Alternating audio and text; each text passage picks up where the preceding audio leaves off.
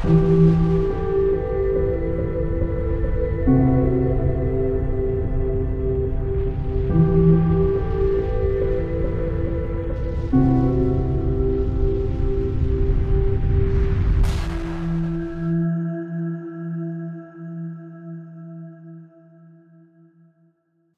les amis, nous sommes le mercredi 29 juillet 2020.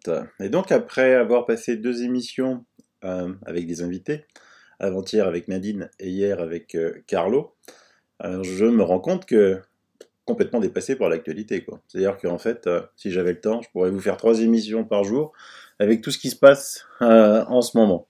Donc dans l'émission avec Nadine, je vous avais raconté que ça poussait fort, Nadine vous a dit que attendez-vous que cela bouge dans les prochains temps, ça va être dur encore, hein, ça va être dur, mais on n'est pas loin de ce que nous on appelle la lutte finale. Et moi j'avais dit dans l'émission, de toute façon ils ont dit de si gros mensonges, des mensonges aussi énormes que pour les cacher, ils sont obligés encore de rajouter des mensonges encore plus gros, de la censure encore plus grosse. Et c'est ce qui se passe et que l'on va découvrir. Mais avant cela, je vais vous présenter quand même le t-shirt que je vous avais montré en photo. Donc je l'ai reçu, je vous le montre. Je le montre en même temps en photo parce que c'est mieux, parce que devant la caméra, je ne sais pas si vous allez le voir. Donc en haut, la lumière change. En haut, c'est comme ça. Hein, voilà. Et de l'autre côté, de dos, c'est comme ça. Voilà. Donc je vous le montre en photo. Et donc si vous voulez le commander, je vous mets l'adresse. Je vous mets l'adresse dans les liens. Et comme d'habitude, je vous mets toutes les sources dans le descriptif de l'émission.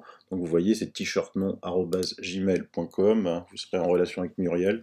C'est du coton bio. C'est génial, c'est super. Franchement...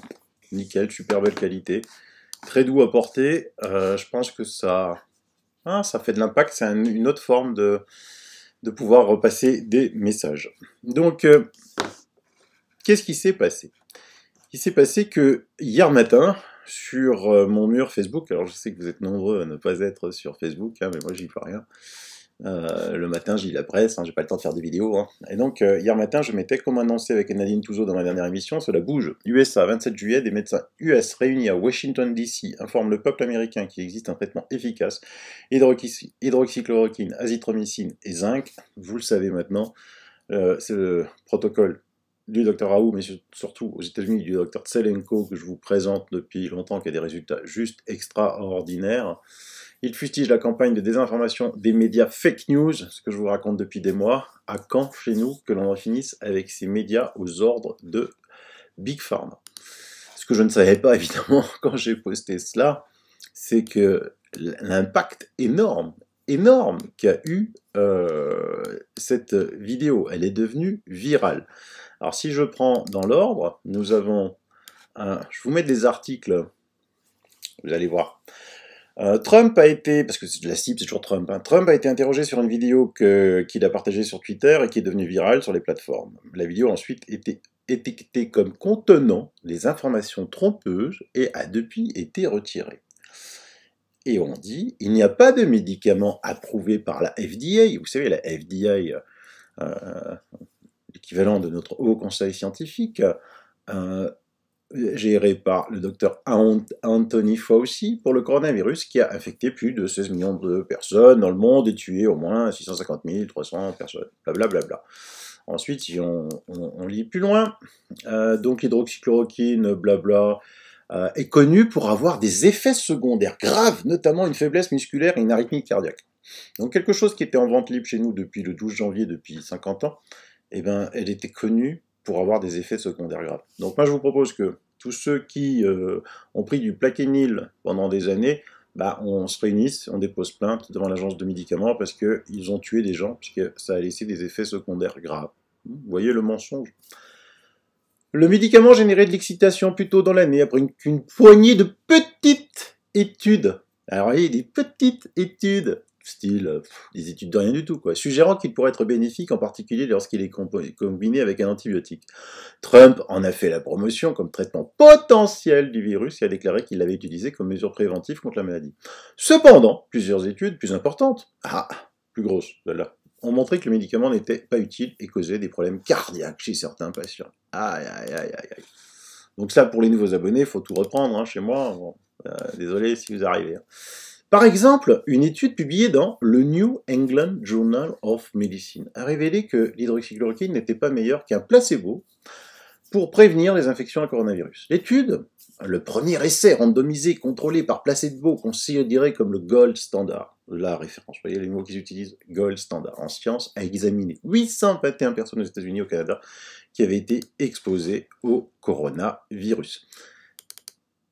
Dr Anthony Fauci, le principal spécialiste des maladies infectieuses de ce pays, a été interrogé sur le médicament plus tôt dans la journée. Il a dit « Les essais cliniques dominants écrasants qui ont examiné l'efficacité de l'hydroxychloroquine ont indiqué qu'elle n'est pas efficace dans la maladie au coronavirus. » Si vous suivez ma chaîne, vous savez qu'il y a eu des centaines maintenant d'études prouvant que l'hydroxychloroquine fonctionne. Vous savez que la majorité des médecins dans le monde l'utilisent dans la plupart des pays, que tous les pays qui ont utilisé l'hydroxychloroquine ont des taux de létalité, c'est-à-dire le nombre de personnes mortes par rapport au nombre de cas positifs les plus faibles, que les pays qui ne l'ont pas utilisé ont le taux de létalité le plus haut, que ces grandes études gold standard, ils n'ont pas osé quand même mettre la gold, hein, la Lancet sur 100 000 personnes. Ah, eh oui, mais celle-là, maintenant, tout le monde sait qu'elle est fausse. Cette fausse étude qui a précipité l'OMS et tous ses affiliés de Big Pharma dans l'interdiction de l'hydroxychloroquine, eh ben, on va reprendre ça un tout petit peu. Justement, parce que dans le Lancet, c'était Sapan Desai, le médecin, qui a également trompé le Lancet. Alors ils disent qu'ils ont de la trompé. Bah, excuse-moi, le Lancet, quand tu es refusé médical, ça veut dire que n'importe qui publié, tu ne vérifies rien, donc on peut publier chez toi. Toi, tu vérifies pas. Et donc, on parle toujours de Trump. Hein. C'est Trump, la cible. Comme le souligne le Corriere della Sera, Desai, donc, en collaboration avec un professeur de Harvard, Mandip Mehra, hein, qui avait été interrogé par François, est l'auteur d'une étude très versée sur l'utilisation anti-Covid de l'hydroxychloroquine. Et donc, vous savez que c'était une étude foireuse sortie de nulle part sur 100 000 patients presque, faite par une petite société sur Gisphère de 4 personnes qui a rassemblé 671 hôpitaux répartis sur 6 continents. Évidemment, cette publication a eu un énorme impact médiatique ainsi qu'un impact important sur l'expérimentation à tel point que l'OMS a décidé d'arrêter les tests sur la base des preuves scientifiques combinées actuellement en possession de l'OMS. L'institution a noté le 17 juin qu'il a été constaté que l'hydroxychloroquine ne réduisait pas la mortalité ou la période d'hospitalisation des patients. Et par conséquent, le groupe de direction de l'essai de solidarité a décidé d'arrêter et tester ce médicament. Anna Maria Henao Restrepo l'a soutenu. Et qui c'est elle? C'est la fonctionnaire du département de la vaccination, des vaccins et des médicaments biologiques de l'Organisation mondiale de la santé. Ah ben oui, elle préfère les vaccins. Qu'est-ce qu'on m'embête avec ce truc qui coûte 3 francs 6 sous. Rapidité, approximation, confusion, des erreurs avec lesquelles le monde scientifique dans son ensemble a fait face en ces mois d'urgence sanitaire, jusqu'à ce que vienne le tournant pour nier cette étude controversée écrite par le docteur Desai et incroyablement publiée dans la revue scientifique la plus réputée au monde. C'est le 4 juin que, à la suite d'un scoop du Guardian qui remettait en cause les données rapportées par l'étude de Desai, Lancet retire l'article et défait tout le travail du médecin d'origine indienne. Au cours de la même période, des médecins ont également découvert de nombreux problèmes critiques dans l'étude, à nouveau écrite par Sepam Desai, paru le 1er mai dans quoi, s'il vous plaît? Dans le New England Journal of Medicine, dans lequel il a examiné l'interaction entre Covid-19, les maladies cardiovasculaires et les effets non négatifs des médicaments pour abaisser la tension artérielle. Encore une fois, le New England Journal of Medicine décide de retirer l'article et de répudier le travail de Sepam Desai, un médecin qui, comme l'écrit le New York Times, rapportant certains des témoignages de ses collègues, apparaît plutôt grossier et superficiel dans son travail. Mais alors, tout à l'heure, dans l'article du Figaro, on reprend quand même l'étude foireuse qui a été retirée par le New England of Medicine. Quand la presse utilise de telles désinformations, c'est juste hallucinant. Maintenant, vous pouvez nous aller chez François, où vous avez tous les dossiers hydroxychloroquine, toutes les preuves que l'hydroxychloroquine marche, toutes les études qui sont faites dans le monde entier. Et c'est pas des petites études, parce que rien que l'étude du professeur Raoult, c'est plus de 3500 patients.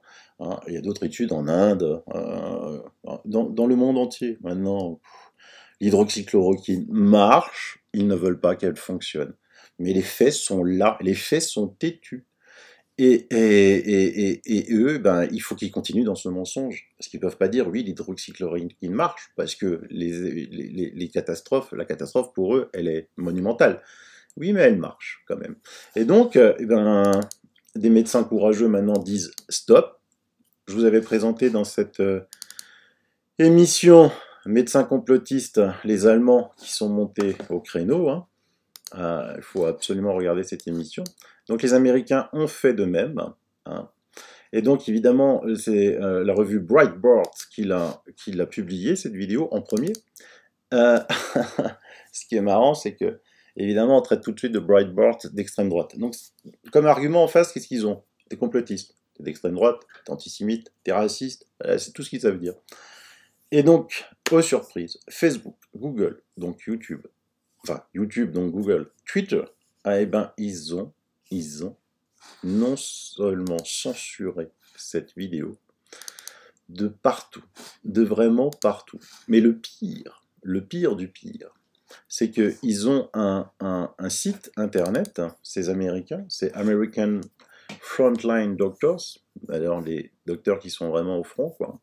Le site web a été déconnecté. Vous vous rendez compte un petit peu? Rendez compte? Alors, ne vous inquiétez pas si vous n'avez pas vu cette vidéo, puisque vous pouvez toujours aller chez l'excellent François, qui a fait la transcription de la conférence de presse des médecins de première ligne de l'Amérique, c'est écrit, donc vous pouvez aller le lire. C'est assez dramatique, puisque là, il y a quand même des accusations très fortes portées par ces médecins. Donc ici, nous avons Dr Tsev Selenko, et donc il dit, dans la guerre en temps réel, les dirigeants sur le terrain sont les premiers à connaître la vérité, c'est-à-dire les dirigeants sur le terrain, les médecins qui sont auprès des patients. Avec zinc, azithromycine et hydroxychloroquine pour réduire le taux d'hospitalisation de 84% et le taux de mortalité à 0,71% chez les patients à risque élevé. Pas chez le jeune de 20 ans qui va bien, chez les patients à risque élevé, 0,71%. On aurait été content, nous, que dans nos EHPAD, que dans nos hôpitaux, on est 0,71%. On a 0,5% chez Dr Raoult à l'IEHU de Méditerranée, mais on a 40% ailleurs. Rouvrir l'économie et permettre à Trump de gagner un nouveau mandat, mais c'est ça qu'ils veulent pas. Ici, quelqu'un qui dit « Je ne suis pas partisan de Trump, mais il a raison dans ce qu'il dit. J'espère qu'il pourra abattre toutes les barrières entre l'hydroxychloroquine, les médecins patients par un ordre exécutif ou autre. C'est juste dégoûtant de voir la façon dont CNN, Facebook, YouTube et tous les médias anti-Trump se sont opposés à l'hydroxychloroquine. Peu importe que cela puisse sauver des vies, et c'est ça qui est très grave. » Twitter dit quoi? Et Twitter, dans sa charte de modération, c'est plus spécifiquement doté d'une règle spécifique concernant les contenus faisant la promotion de l'hydroxychloroquine. Il est ainsi indiqué que les tweets qui contiennent des allégations faites par des personnes en se faisant passer pour un gouvernement ou responsable de la santé et affirmant que l'hydroxychloroquine préviendra le Covid-19 doivent être supprimés. Ouais, mais il y a juste un problème. Elles ne se font pas passer pour des responsables de la santé, ce sont des médecins. Ce sont des médecins. Donc, qu'est-ce qu'ils viennent raconter là, Twitter, comme encore baliverne? On vous prouve là que c'est juste hallucinant ce qui se passe. Nous avons le docteur Rachid Boutar, que je vous conseille vraiment de suivre, parce que c'est vraiment quelqu'un d'exceptionnel.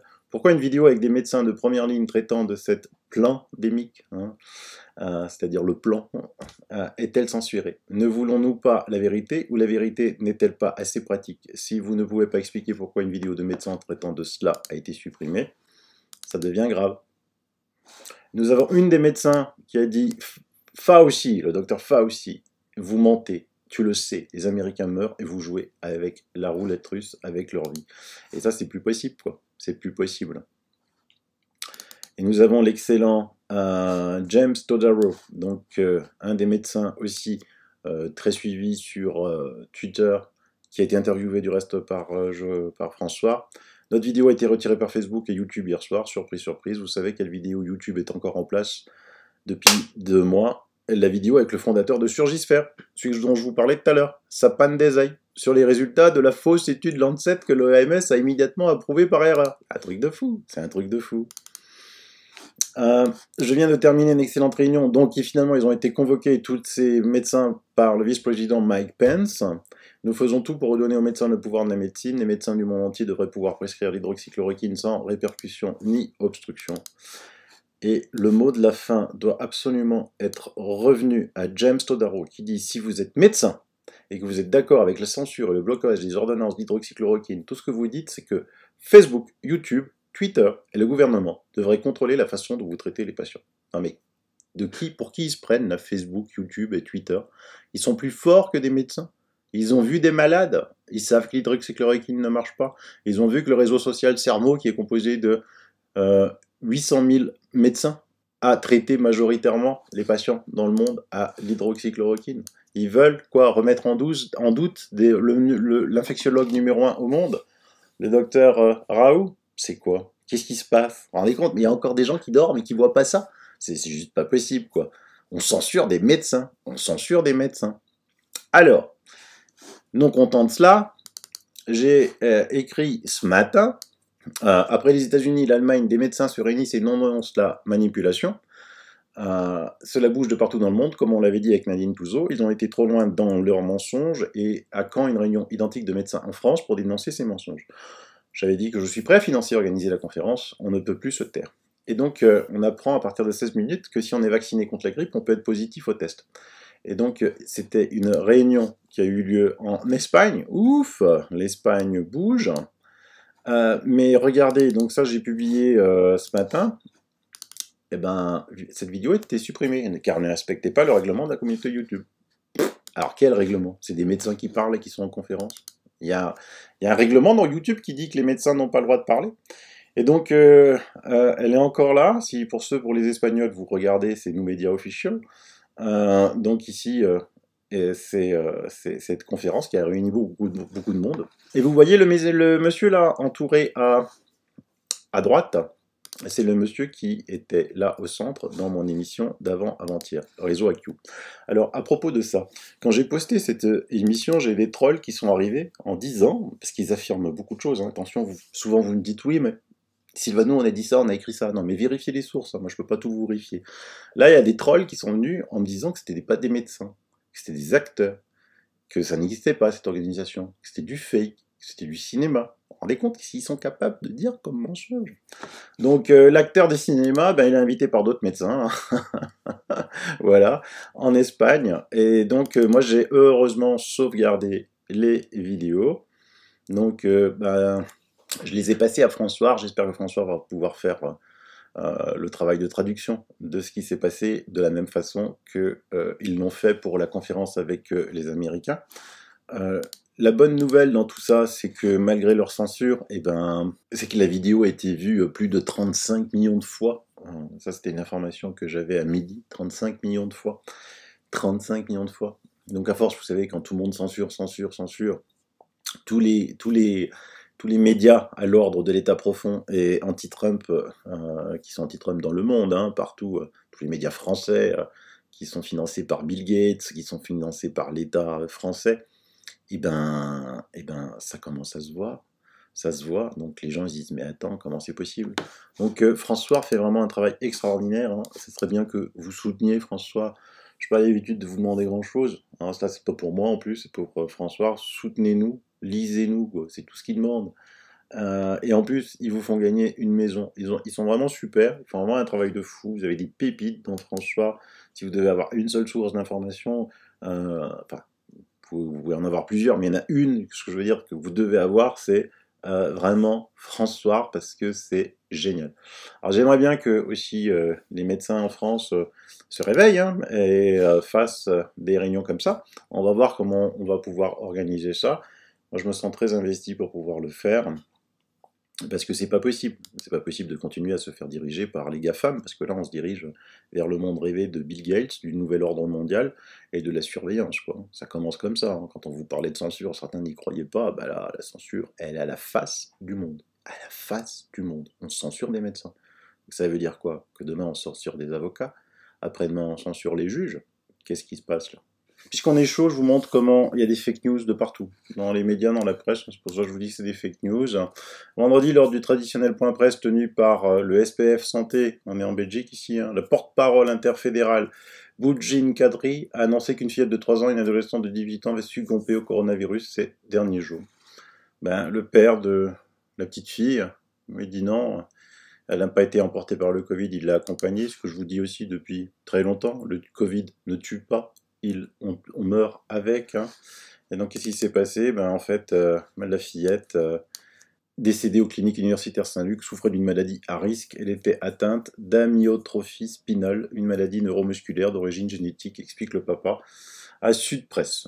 Tandis que l'autre, l'attaché de presse du service de la santé, là, disait qu'en espérant que cela nous serve de prise de conscience. Vous vous rendez compte un peu comment ils mentent? Et c'est toujours pareil, c'est les mensonges. Dans le série de mensonges, ils disent que... Alors vous savez, je vous avais déjà expliqué qu'ils avaient fait une vidéo avec un soi-disant médecin qui s'était mis 150 masques sur la tête, avec un soi-disant capteur qui disait « Regarde, le taux d'oxygène ne change pas, le taux de gaz carbonique ne change pas ». C'est vraiment se foutre de la gueule du bon sens, comme disait Nadine, du bon sens de n'importe quel être humain.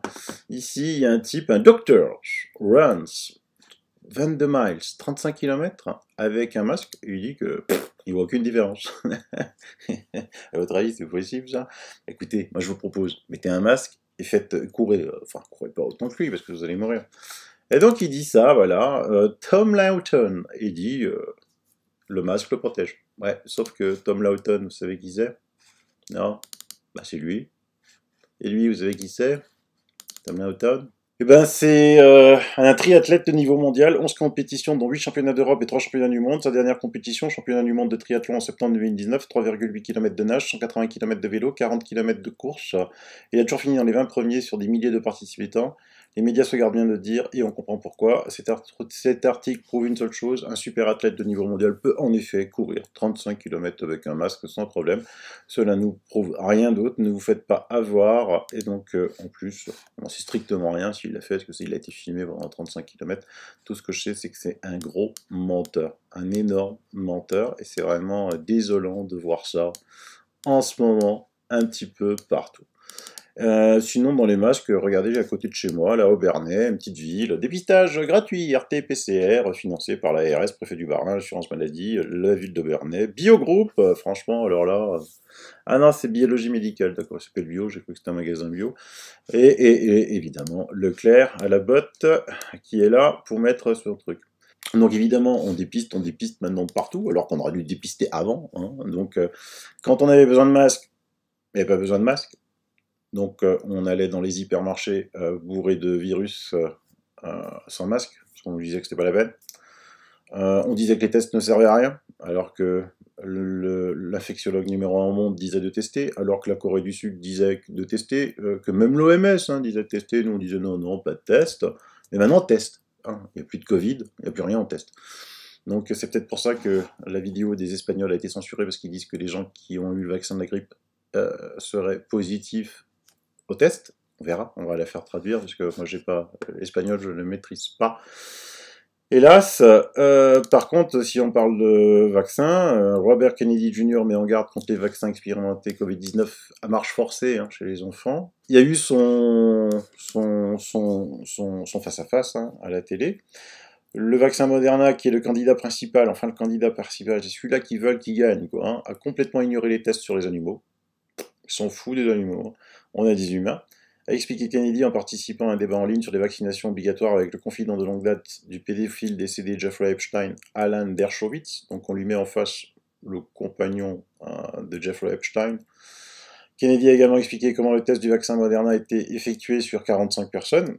Ils avaient un groupe à forte dose, donc c'est-à-dire on met une grosse injection, un groupe à dose moyenne, et 15 personnes, un groupe à faible dose. C'est traduit de l'américain, c'est pas terrible.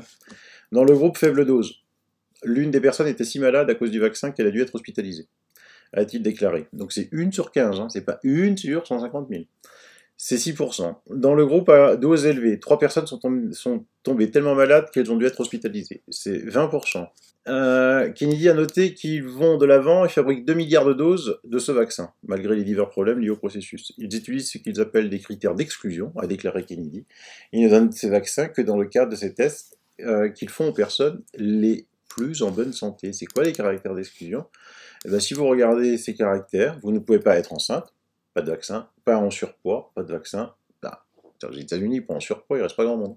Vous ne devez jamais avoir fumé de cigarette, oh bah dis donc. Vous ne devez jamais avoir vapoté, oh bah dis donc. Vous ne devez pas avoir aucun problème respiratoire dans votre famille. Vous ne pouvez pas souffrir d'asthme, vous ne pouvez pas avoir de diabète, vous ne pouvez pas souffrir de polyarthrite rhumatoïde ou de maladies auto-immunes. Il ne doit y avoir aucun incident de crise dans la famille. Ce sont les personnes sur lesquelles ils testent les vaccins. Je ne sais pas combien ils vont en trouver de ces personnes-là, mais ça veut dire que déjà, on prend les gens en très très très bonne santé. C'est peut-être pour ça qu'on veut, je sais pas, vacciner en premier le personnel médical, l'armée. Je sais pas, s'il y a des soignants qui m'écoutent, de l'armée qui m'écoutent, faites gaffe, hein, faites gaffe. Moi, si j'étais vous, je ferais gaffe, hein, honnêtement. Hein. Pendant ce temps-là, nous avons toujours nos deux amis, Zangrillo et Bassetti, font taire les alarmistes. Assez de boue. Boue, c'est en Italie, c'est me traîne pas dans la boue. Nous sommes sincères. Réponse sévère à la controverse après la conférence au Sénat. Non à la pensée unique. La médecine a besoin de pluralité et de ferment d'idées. La conférence qui s'est tenue lundi 27 juillet à la bibliothèque du Sénat de la Piazza, on s'en fout. La réunion a été organisée par le député italien Vittorio Sgarbi, qui avait été éjecté manu militari, les 4 jambes en l'air, les 4 bras, enfin les 2 les 2 bras et les 2 jambes en l'air, par des vigiles au Parlement italien, parce qu'il disait que lui, il porterait pas de masque. Et le sénateur de la Ligue, Armando Siri, a réuni des médecins, des scientifiques, des experts et des chercheurs qui avaient l'opportunité d'exprimer leurs témoignages et arguments en faveur de la thèse selon lequel le coronavirus en Italie n'existe plus. Bah, il n'y a plus rien en Italie, hein. Il y a juste des tests positifs et de la presse qui fait peur. Et donc ils disent que les gens qui disent non, non, non, il y a encore le virus, c'est des personnes dangereuses, elles n'ont pas, pas le droit de dire ça. Ben, ce sont des personnes de mauvaise foi qui s'exposent au risque d'une poursuite en diffamation. Il affirme avec conviction, puisqu'il dit personnellement avoir vu chacun des quelques 1200 patients traités à l'hôpital San Raffaello de Milan, et qu'il a travaillé nuit et jour jusqu'au 18 avril dans les 5 chambres de réanimation italiennes, et qu'il avait même personnellement transporté des patients très graves chez lui. Le médecin guérit, dit la vérité, prend soin de lui, insuffle le courage, et s'il est soutenu par l'épreuve, exprime confiance et optimiste. Par conséquent, il estime avoir une vision complète de la situation sanitaire, ce qui nécessite de répondre également aux pathologies qui ne sont pas évitées avec le masque, et avec un lavage fréquent des mains, qui continue de secouer la tête et d'ouvrir les bras devant l'épreuve, ont évidemment d'autres intérêts et feront bientôt mauvaise impression. Oui, oui, oui, oui. Hein, tous ces types qui sont financés par Big Pharma, là, qui touchent une fortune pour continuer le virus de la peur à travers les médias de la peur, vous serez dénoncé. Et donc le spécialiste des maladies infectieuses, Bassetti, dit qu'il y a un climat de terrorisme. Un climat de terrorisme. Ça, vous êtes nombreux à me le dire. Hein. Vous êtes un climat de terrorisme. Mais, on va y arriver. On va y arriver. On va y arriver parce que chaque jour qui passe, ils font de plus en plus d'erreurs. Et chaque jour qui passe, de plus en plus de gens se réveillent et s'aperçoivent de leurs mensonges et hontés de leur incompétence et du fait que ce sont des gens qui sont payés par Big Pharma, par l'État profond. Ça sera plus difficile parce qu'ils n'auront pas encore l'habitude de ça. Pendant ce temps-là, qu'est-ce qu'on voit? On voit que ça chute. De toute façon, ils ne peuvent plus cacher que dans les hôpitaux, il n'y a plus rien, que dans les hospitalisations, il n'y a plus rien. Ils peuvent juste montrer des cas positifs et on ne sait même pas de quoi ils sont positifs, s'ils sont vraiment positifs. Il y a les faux positifs, il y a les gens qui ont été vaccinés qui deviennent positifs.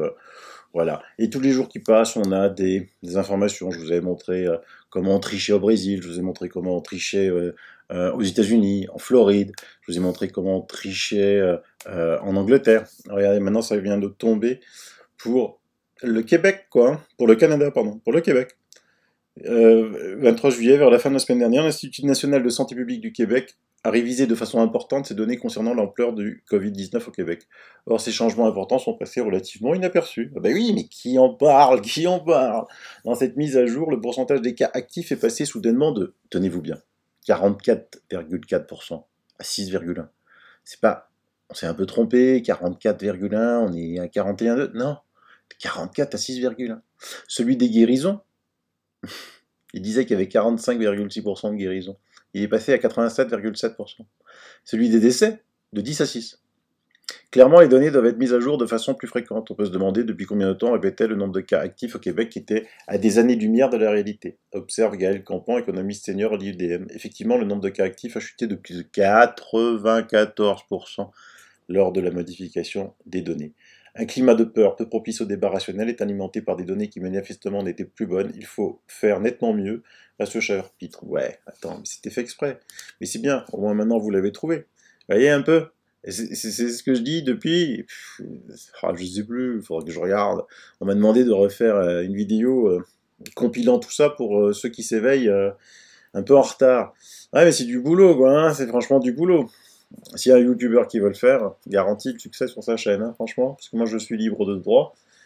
Ce qui m'intéresse, c'est les recherches, c'est pas tellement de faire de la réédite, mais bon, s'il faut le faire, je le ferai. Mais franchement, vous vous rendez compte un petit peu ces mensonges éhontés? Vous vous rendez compte qu'au final, euh, nous, les lanceurs d'alerte, on aurait eu raison sur tout, et eux, tort sur tout. Hein? Alors, vous m'envoyez des trucs, il y a des gens qui font des vidéos, qui se demandent qui c'est des lanceurs d'alerte, est-ce qu'il c'est un vrai, faux lanceur d'alerte, est-ce que lui c'est un vrai, lui est-ce que c'est un faux, ils ont rien d'autre à faire.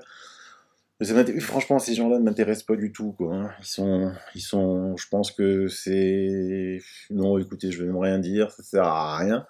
Ça sert à rien du tout. Emmanuel Macron, lui, vous savez, il est président, hein, donc comme il est président, des fois il va rendre visite, regardez, face caméra, vous avez vu tout le gouvernement, Darmanin, tu l'as sous le nez, tu vas te faire taper sur les doigts. Il met des masques. Mais là, il a été rencontrer des policiers de nuit, il a oublié. Vous savez, le virus est tellement mortel, il est tellement dangereux que le président, lui, il est au courant de rien, hein. Et donc, voilà, t'as toujours avec les masques. Et lui, non, tranquille.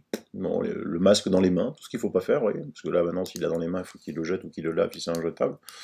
Donc, c'est juste pour vous dire ça. Je me fous bien de votre gueule, hein, ça c'est. Vous vous amusez. D'ailleurs, tiens, je vais vous faire rire. Ils sont tellement dans le mensonge, ils sont tellement obnubilés par toutes ces conneries qu'ils en oublient des fois la réalité. Donc, photomaton, mesure d'hygiène, le port du masque est obligatoire. Écoutez, votre prochaine photo que vous ferez pour votre permis de conduire, pour renouveler votre carte d'identité, vous la mettrez avec un masque. Qu'est-ce que vous voulez que je vous dise? Vous vous rappelez que Nadine avait dit dans l'émission que Trump allait exploser façon puzzle et que Poutine allait remettre comme une fourmi. L'Allemagne refuse de voir la Russie revenir dans un G7 élargi. Berlin a opposé une fin de non-recevoir à Washington après la proposition du président américain de réintégrer la Russie dans un G7 élargi. Soi-disant à cause de l'Ukraine. C'est étrange. C'est vraiment très étrange ce qui se passe en ce moment. Vous allez voir, vous allez avoir beaucoup de surprises. Au niveau...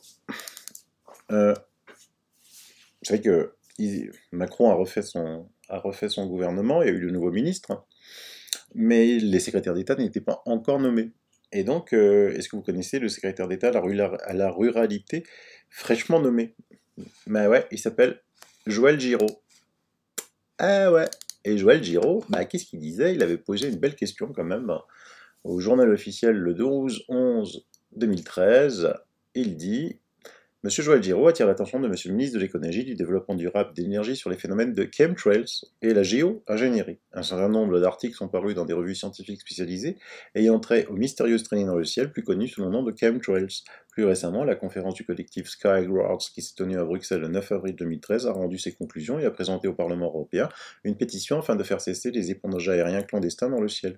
La géo-ingénierie, qui comprend les interventions délibérées à large échelle visant à modifier le climat pour limiter le réchauffement climatique à des effets dévastateurs.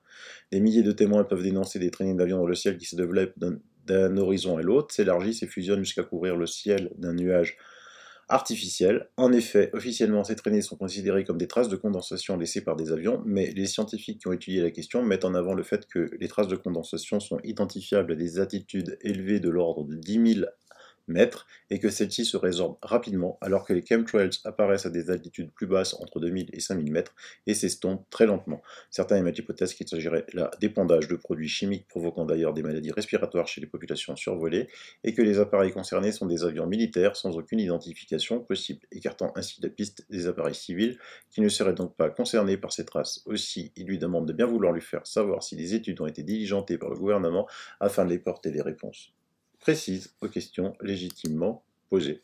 Voilà, et c'est lui, ce monsieur, Joël Giraud. Bah, c'est extraordinaire, ils ont un complotiste au gouvernement, un secrétaire d'État complotiste. Donc effectivement, bah, vous êtes nombreux à m'envoyer des photos de chemtrails en ce moment. Bon, j'avais fait une émission, 2 émissions sur les chemtrails, notamment pendant le confinement, alors qu'on savait qu'il n'y avait presque pas de trafic aérien. Ces épandages avec ces odeurs assez fortes de soufre. Donc ben voilà, on a un secrétaire d'État maintenant. On va pouvoir lui poser la question sur les chemtrails.